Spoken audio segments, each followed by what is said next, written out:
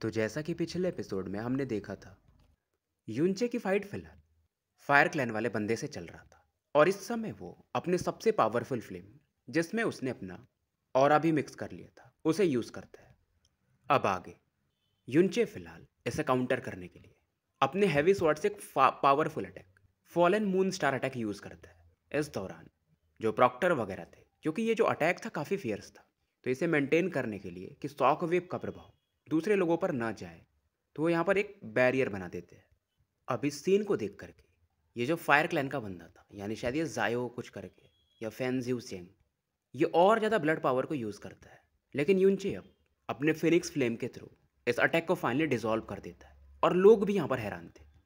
और finally Procter announce करते हैं कि ये बैटल भी यूनचे जीत चुका है और अब ये सेमीफाइनल में एंटर कर चुका है, जो कि कल से होगा। अब यहाँ पर जो फायर क्लैंस के एल्डर्स वगैरह थे, इन लोगों में बहस होने लगती है कि यार इस मैटर के बाद हम अपने ओवरलॉर्ड के पास कैसे जाएंगे। वहीं इस दौरान यूनचे एल्डर लिंग से बात कर रहा था, जो बैरियर वगैरह उन्होंने बनाए थे इन सब चीज़ों के लिए। तभी पीछे से फैन ज्यू चेंग, अगर मैं गलत नहीं हूँ तो, ये अटैक कर देता है, पर यूनचे पलट करके इसके तलवार को भी तोड़ देता है और इसे भी काफ़ी पीछे फेंक देता है। अब यहाँ पर फायर क्लैन के जो एक एल्डर थे, वो काफ़ी गुस्से में यूनचे पर अटैक करने के लिए बढ़ जाते हैं। अब इन्हें काउंटर करने के लिए एल्डरलिंग इन्हें रोकना चाहते थे, बट फिलहाल वो काफ़ी पावरफुल थे, तो एल्डरलिंग को भी बाएं ढकेल देते। और इनका नाम फेन मोली रहता है। लोग भी हैरान थे कि भाई ये क्या कर रहे हैं, एक जूनियर को हर्ट करना चाहते। अब इनका शायद पावर लेवल जो था वो किंग फेज मिस्टिसिज्म में था। तो अंदर से जैस्मिन बोलती है कि अगर ये तुम्हें टच किया तो तुम्हारा तो काम तमाम है, तो तुम फिलहाल एस्केप टेक्निक यूज़ करो। और यूचेन वैसा ही करता है। इस दौरान ये जो एल्डर थे एक ड्रैगन बना देते हैं पर्पल फ्लेम का, जो कि यूचेन का पीछा करने लगता है। और जैसे ये ड्रैगन यूचेन को टच करने वाला था, क्योंकि इसके कई सारे हेड्स बन चुके थे, तभी एक फ्रीजिंग पावर इसे पूरी तरह से फ्रीज कर देता है और टुकड़ों टुकड़ में इसे बांट देता है। और यहाँ पर एंट्री होती है लिटिल फेरी की, जिसे हम चू यून चान के नाम से भी जानते हैं। और यहाँ पर जो लिन फैमिली के हेड है वो भी हैरान थे कि ये लेडी बीच में किसी के कैसे आ रही है, क्योंकि इसका मकसद मतलब ये कभी बीच में पड़ती ही नहीं है। और इवन जो चू यू चान की छोटी बहन थी वो भी हैरान हो जाती कि ये बीच में कैसे आई। और युनजे की जो वाइफ है वो भी इन सब चीज़ों को ध्यान से देख रही थी। इस दौरान इनकी थोड़ी तीखी बहस होती है। लिटिल फेरी से समझाने की कोशिश करती है कि देखो मैं तुम्हारी ही हेल्प कर रही हूँ, फैन मोली को ये कहती है। बट फैन मोली ये भी काफ़ी अग्रेसिव और एरोगेंट बंदा था, तो ये गुस्से में चू यू चान पे अटैक करता है कि मैं भी देखना चाहूँगा कि तुम्हारा half finished king phase mysticism कितना पावरफुल है, और वैसे भी तुम आइस सेक्ट की सबसे पावरफुल 7 लोगों में गिनी जाती हो, तो देख ही लेते हैं। अब इनका बैटल शुरू होता है। जैसे ही अपने पर्पल फ्लेम से अटैक करता है, यू चान इसके पर्पल फ्लेम को ही फ्रीज कर देती है। इवन इसके हाथ भी फ्रीज होने लगते हैं, तो इसे पीछे हटना पड़ता है। अब यू चान को भी गुस्सा आता है और एक ही आइस अटैक में ये इसे जमीन में गाड़ देती है। और अब लोगों को पता चलता है कि जो चू यू चान है वो किंग फेज मिस्टिसिज्म में टॉप लेवल पे शायद पहुंच चुकी है। और अपने युनचे को भी समझ में आता है कि ड्रैगन ने जो पावर दिया था उसने इस लेडी के पावर को पहले से काफ़ी बढ़ा दिया है। अब इस दौरान फेंजियो भी बीच में एंटर करता है और चो यू चान से माफ़ी मांगता है कि मेरे एल्डर थोड़ा एंग्सियस हो गए थे जब मेरा छोटा भाई इंजर्ड हुआ था। तो अब यू चान भी कहती है कि मुझसे कहाँ पूछ रहे हो, पूछना है तो लिन फैमिली से पूछो। एल्डर लिंग इस दौरान थोड़ा ज्ञान देते हैं, फिर फाइनली बोलते हैं क्योंकि तुम्हारा भाई फेंजियो भी और फैनमोली इंजर्ड है और किसी को कुछ घाटा हुआ नहीं है, तो इस बार मैं तुम लोगों को माफ़ करता हूँ, नहीं तो तुम लोग इस कंपटीशन से बाहर निकाले जा सकते थे। अब इस दौरान यूनचे को दिखाया जाता है, जो कि पहले लिटिल बोलता है, फिर इसे याद आता है नहीं नहीं, फिर ये मिस यूचान बोलता है।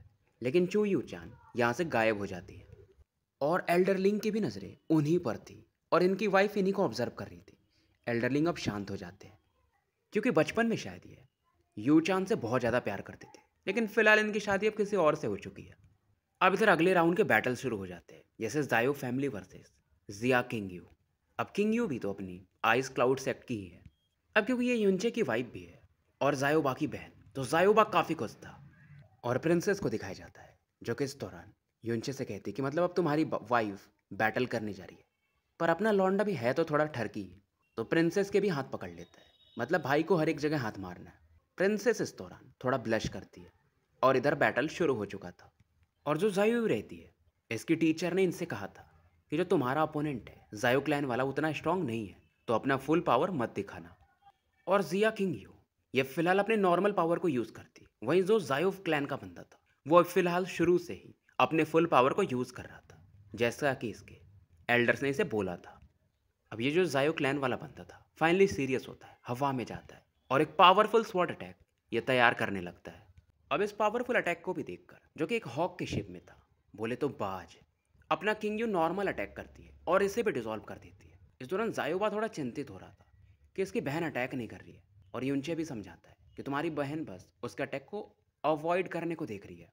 अब ये सुनकर के जैस्मिन अंदर से बोलती है, तुम भी नहीं समझे, वो बेसिकली एकदम आराम से इसके साथ खेल रही है। और इतना तक बोल देती है कि अगर ये लड़की अपना बेस्ट दे तो सामने वाले बंदे को बस 5 मूव में, ज़्यादा से ज़्यादा 5 मूव में हरा सकती है। अब ये बात सुन करके यूनचे भी हैरान होता है कि यार ऐसा कैसे हो सकता है। और इस दौरान जैस्मिन बताती है कि इस वुमेन के पास हेवनली स्पिरिट वेन है, इसके अलावा भी, और तुम्हारे मदद से इसने अपने 54 नॉब्स वगैरह खोल लिए थे। और इस लड़की के पास glaze heart of ice and snow है, मतलब इसका मन जो है वो बर्फ के समान स्थिर है। और इसकी जो बॉडी है वो मिस्टिक एग्जीक्यूट बॉडी है, जो कि बहुत रेयर होता है। और ये बॉडी इतनी यूनिक होती है कि इवन गॉड्स में भी 10,000 में से एक आधी के पास ऐसी बॉडी होती है। अब ये सब सुन करके युनचे भी कहता है, काहे का हार्ट, काहे की बॉडी। अब इधर जायो क्लैन वाले भी चिंतित होने लगते हैं कि शायद हमने इस लड़की को अंडर एस्टिमेट कर दिया था। और फिलहाल जो जायो कुंगले था, इसके हाथ कांपने लगते हैं।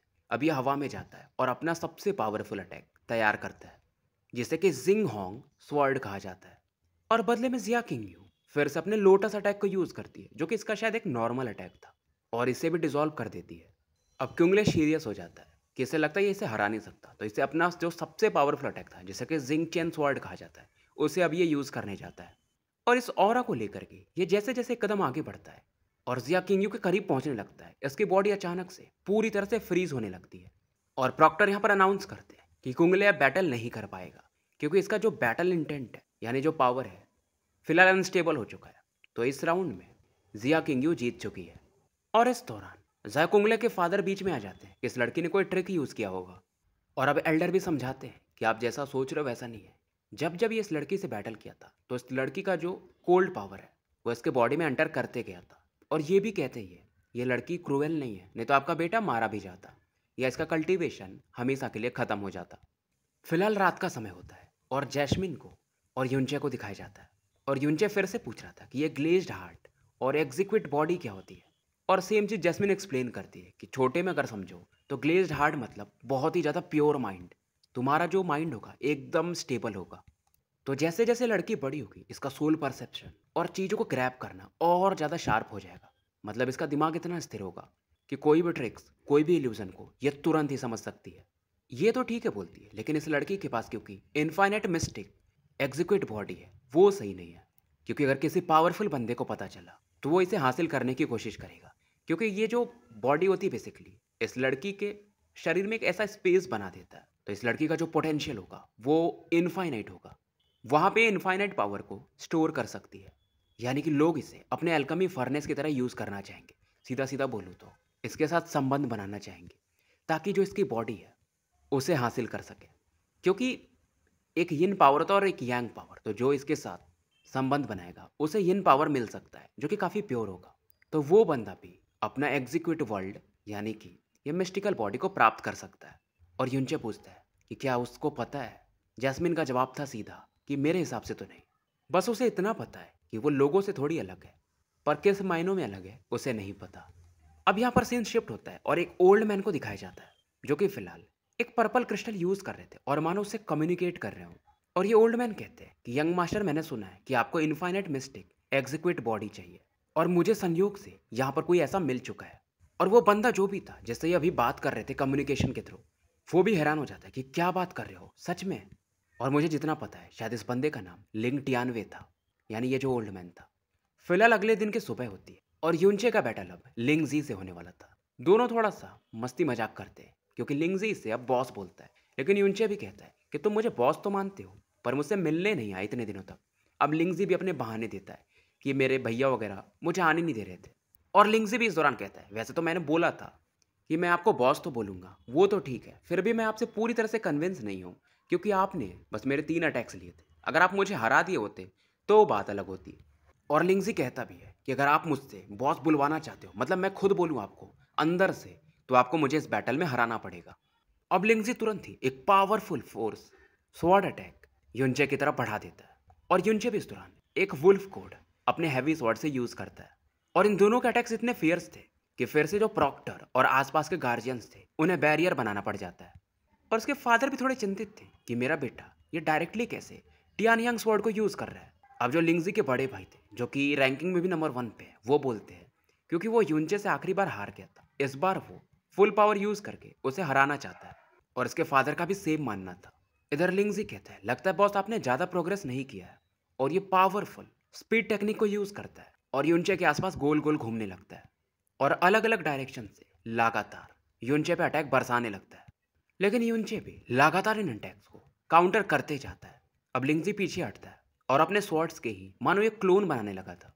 अब इतने सारे स्वॉर्ड्स को देख करके युनचे यहाँ पर अपने शैडो टेक्निक को यूज करता है और भागने लगता है और युनचे दिमाग लगाता है। इस दौरान ये हवा में जाता है और कुछ स्वॉर्ड्स को डॉज करते हुए सीधा लिंगजी के सामने आ जाता है और क्योंकि ये जो तलवार थे अब युनचे का पीछा कर रहे थे और युनचे लिंगजी के सामने था तो अब ये लिंगजी पे बरसने लगते हैं और युनचे पीछे हट जाता है। और युनचे को भी शायद कुछ समझ में आ चुका था कि अगर रियल स्वॉर्ड को प्राप्त किया जा सके तो इसके फॉर्मेशन को तोड़ा जा सकता है और सीधा युनचे इसके सामने आ जाता है बाकी तलवार को डॉज करते हुए। लिंगजी का तलवार इसके चेस्ट में तो जाता है पर मानो युनचे को कोई फर्क नहीं पड़ता है और अपने एक अटैक से ये लिंगजी को पीछे फेंक देता है और तलवार में क्योंकि अब ब्लड हो रहा लग चुका है तो युनचे बोलता है कि अब ये तलवार तुम्हारा मेरे ऊपर काम नहीं करेगा। इवन जो एल्डर थे यानी कि लिंगजी के फादर वो भी हैरान थे कि यार इसे ये सीक्रेट कैसे पता चल गया हमारे टियानयांग स्वॉर्ड का। अब इस दौरान लिंगजुन जो रहते हैं वो अपने भाई को अपना तलवार देते हैं टियानयुन स्वॉर्ड और लिंगजी इन दोनों को यूज करता है। एक की और आप देख सकते हो लाल रहती और दूसरे की हरी, मतलब टियानयुन स्वॉर्ड प्लस टियानयांग स्वॉर्ड ये दोनों को मिक्स कर रहा था। स्टोरी यहीं समाप्त हो जाती है। चैनल को लाइक करो, सब्सक्राइब करो और अगर आपको इसका कल्टीवेशन पावर चाहिए तो कम से कम अभी तो शुरुआती क्षण है तो 200 लाइक पहुंचा दो। मिलते हैं फिर कल एक नए वीडियो के साथ।